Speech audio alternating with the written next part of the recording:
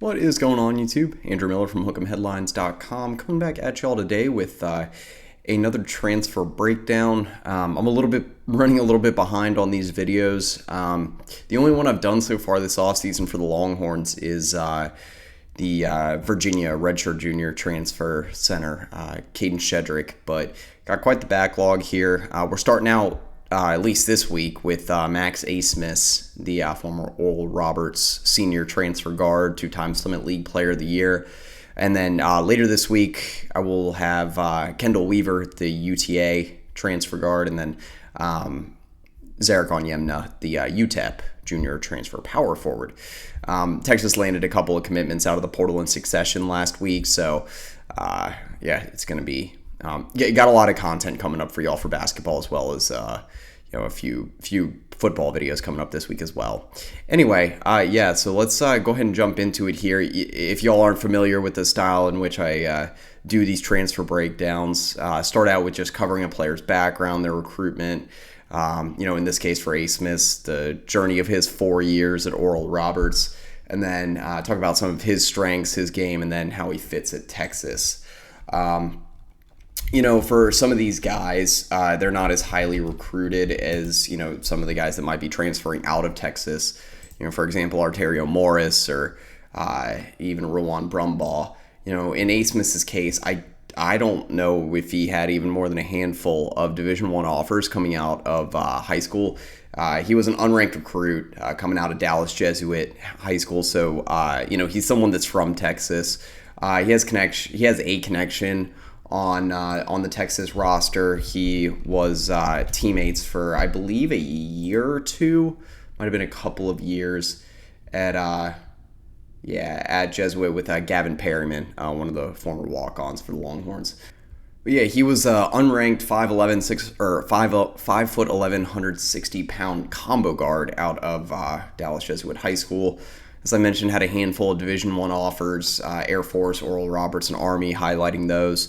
So again, not a super highly recruited guy, but someone that kind of made a big splash right away at Oral Roberts. Abmas, I believe, has started every single game of his collegiate career. So even as a true freshman, he was someone that was ready to compete right away, and he averaged around 14.5 points per game, around 2 rebounds, 2 assists, and 1 steal. So, he was productive right away. Obviously, that's something that would stick for his entire collegiate career at Oral Roberts. He's one of the most decorated players in the entire country throughout the last 4 years.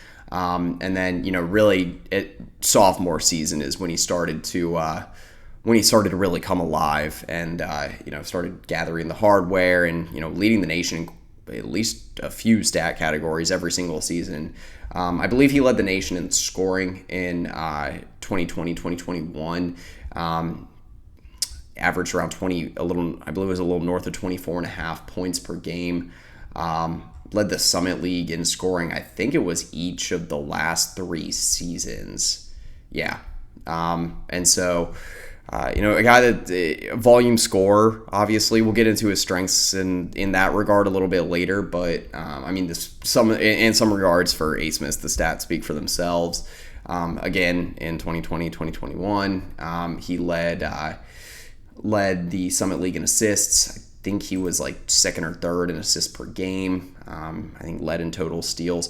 He's a guy that played a lot of minutes at Oral Roberts, played over 1,000 minutes in each of the last 3 seasons. So, I really don't think it was all that surprising to me just knowing I was familiar with Abmas's game before he transferred to Texas. So, some of these stat categories that he either led the nation or the Summit League in, wasn't all that surprising. I think it's just the plethora of stat categories that he at some point or consistently led his conference or the country, and it's just ultra impressive just because of how efficient he was while he was just assuming such a high volume of touches at Oral Roberts. He was just so integral to their success.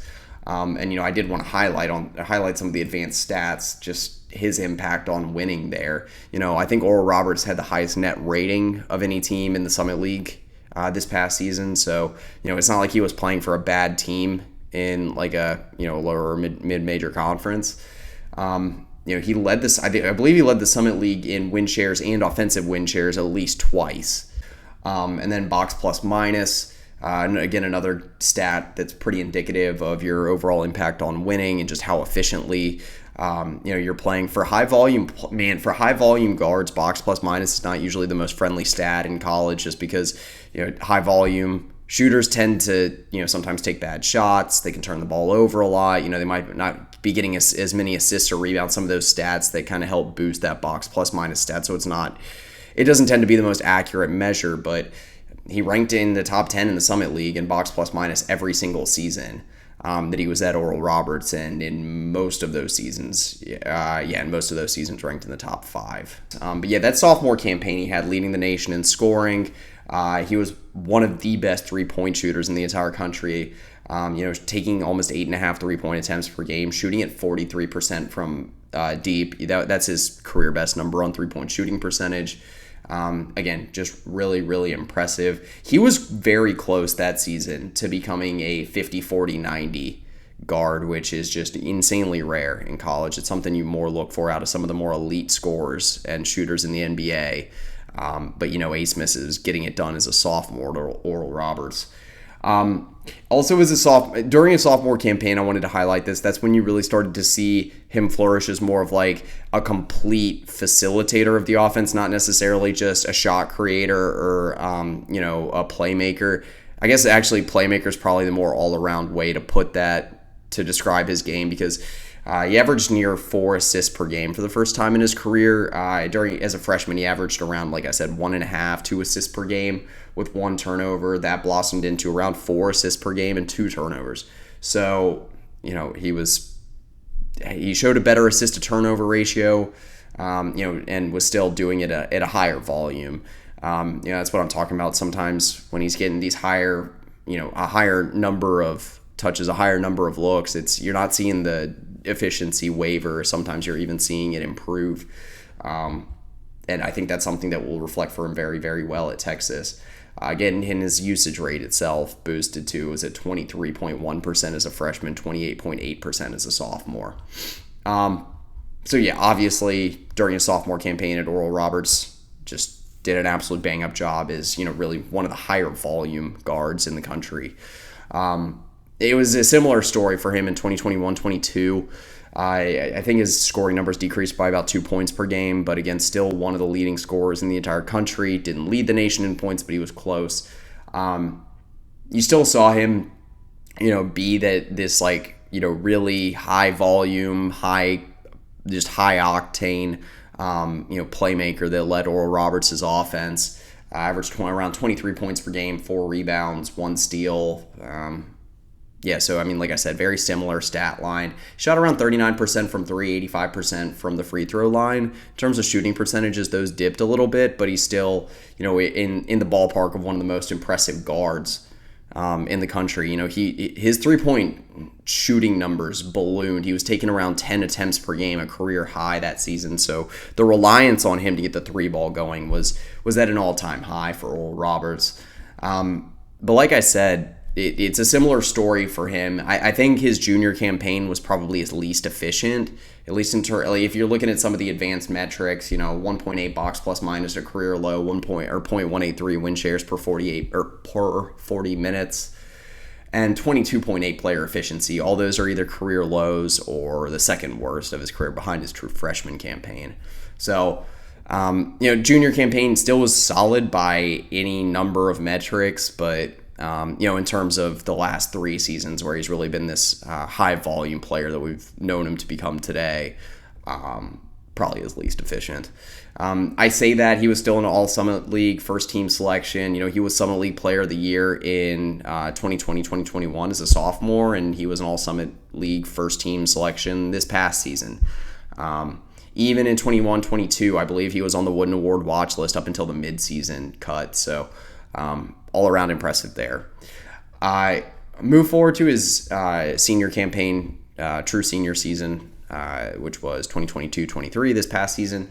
Averaged 22 points per game, 4 assists, 4.5 rebounds, 1 steal. And most in most stat categories, I'd say most, yeah, in rebounds and assists, career bests for him. Shooting percentages, they kind of flattened around what they were the season before. He was shooting better from 2-point range, and he was shooting a lot better from the free throw line, around 92%. But he was shooting around 37% from deep. So did see a slight decrease again year over year in his 3-point shooting numbers. All around, though, especially on the defensive end of the floor, I think he had his best season. He posted 5.8 box plus minus, which is the second best number of his career, and then 24.7 player efficiency rating. By the advanced metrics, it says that it's his second best season of his career. But all told, I think the impact is that he was turning the ball over less than he had the previous 2 seasons. He was facilitating the offense at a higher level than he was the previous year. So I think, there's a lot of cases to be made that this past season was his best Oral Roberts. And another important thing was he was a really good postseason performer. He won the Summit League Tournament MVP. He was, I think, on the Wooden Award watch list, I think early season and preseason. And again, was Summit League Player of the Year. So Naismith Trophy as well up until the midseason cut. So, all around these past few seasons for Abmas, the numbers speak for themselves. I tweeted out quite a few stats on Abmas just because there's so many ways that he's very impressive. But, the one I picked out today I thought was really interesting. It's like 15 players in the last 5 seasons in all of all of Division I college basketball that have registered. There's kind of this like elite stat line that you can look at. It's not like a super common standard, but you'll see it if combing through advanced metrics. You'll see this something like this mentioned where averaging 20 points per game, 3 rebounds, 3 assists. I added in 1 steal. Certain shooting percentages that I picked: 40% from the field, 35% from 3, 80% from the free throw line. There was one other assist to turnover ratio metric in there, but the point being that it's just like these high volume players that are efficient in the process and having an impact on the game in multiple ways. And Abmas was the only one to have 3 seasons that fit into that, 3 separate single season runs that fit into those stat categories. And there were some really impressive players on that list. Another guy on that list was Ja Morant from his final season at Murray State. So that's the type of impact we're talking about on winning for his program. And so, he's going to be a guy, I'll get into this transition in a moment, but, he's going to be a guy that's going to be looked to as the go-to, I think, on this Texas team next season. Kind of like Marcus Carr was last year, but I think Abmas is going to command this offense at an even higher level. But yeah, I think this serves as a good transition point. I want to talk about his game, some of the strengths, some of the finer points, not necessarily from a statistical level, aside from backing up my points here. I've illustrated a ton of stats already, and, just to kind of outline his journey, because I think a lot of his accomplishments are so based around statistics, just again, because of how impressive he was at Oral Roberts. Abmas, again, I mentioned the words high volume quite a bit. It's just he was so important to everything that Oral Roberts did on the offensive end of the floor, in everything from initiating to facilitating to running in transition, whatever that be.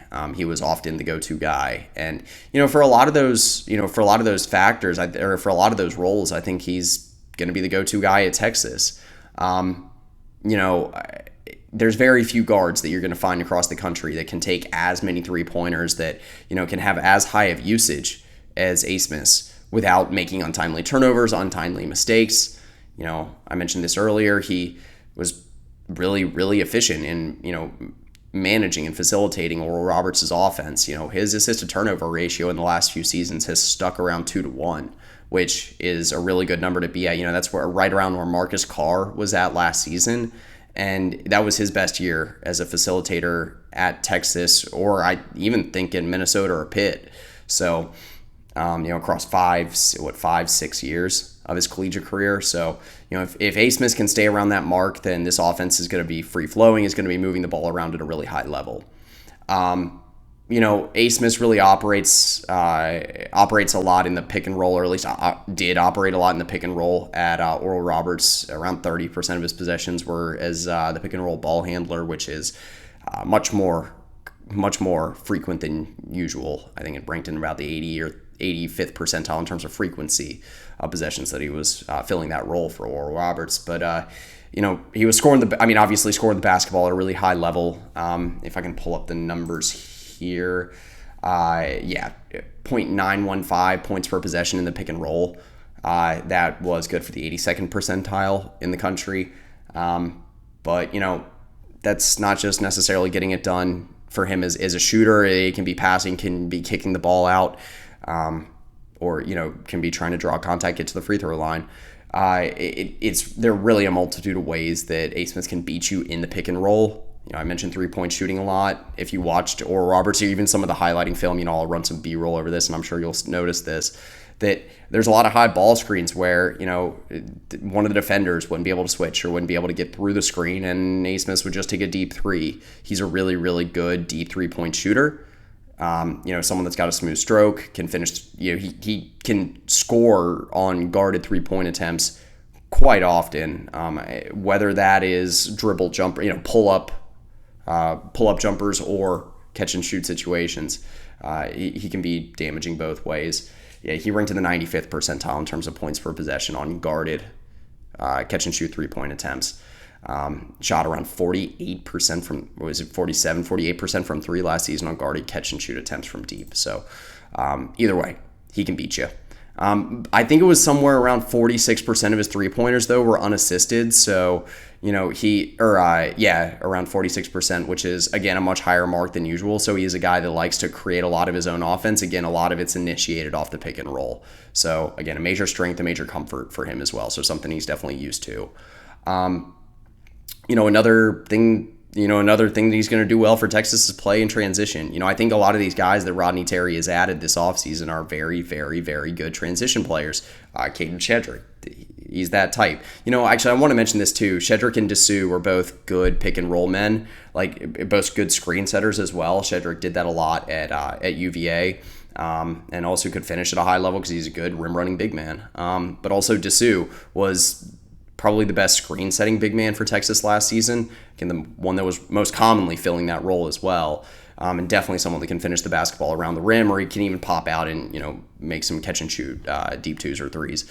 That fit is going to be really seamless. But anyway, some of the additions that Rodney Terry has had out of the portal this offseason, and even some of the players that are getting back are really solid guys to have to be able to run well in transition. Tyrese Hunter showed down the stretch last season he was more adept at running in transition.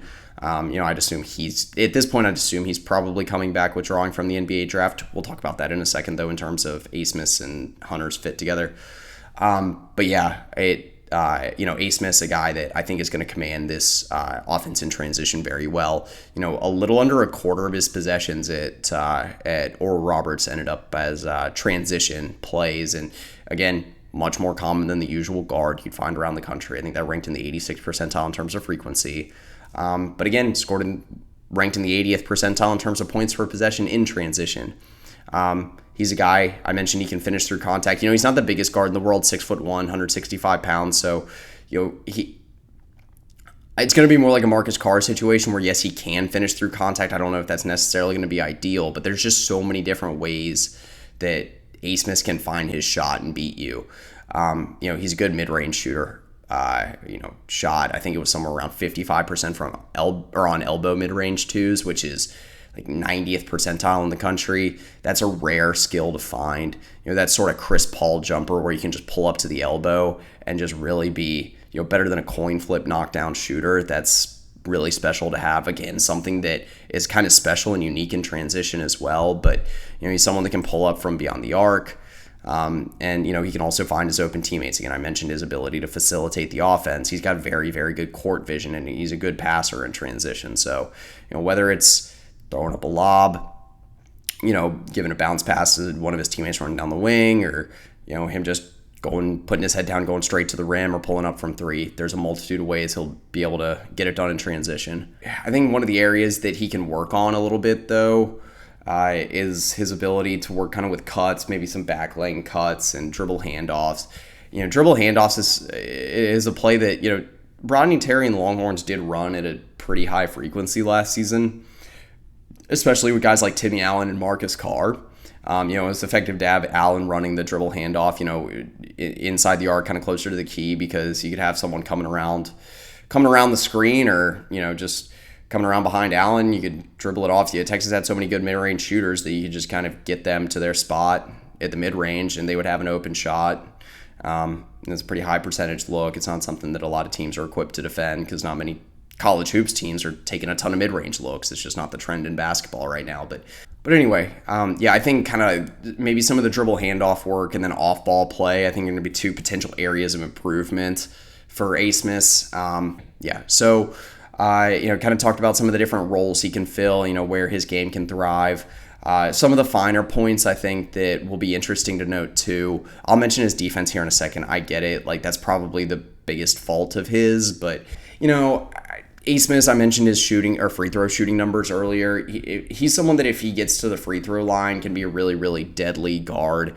He's a clutch free throw shooter as well. I think he shot something like 90, it was around 90% from the free throw line in clutch time last season. So, someone kind of like that Serge Abari Rice mold that can really finish out games for you. On the defensive end of the floor, I mentioned that he did average over a steal per game in each season he was at that he was at Oral Roberts. I think a lot of that was due to the fact that he was just logging so many minutes.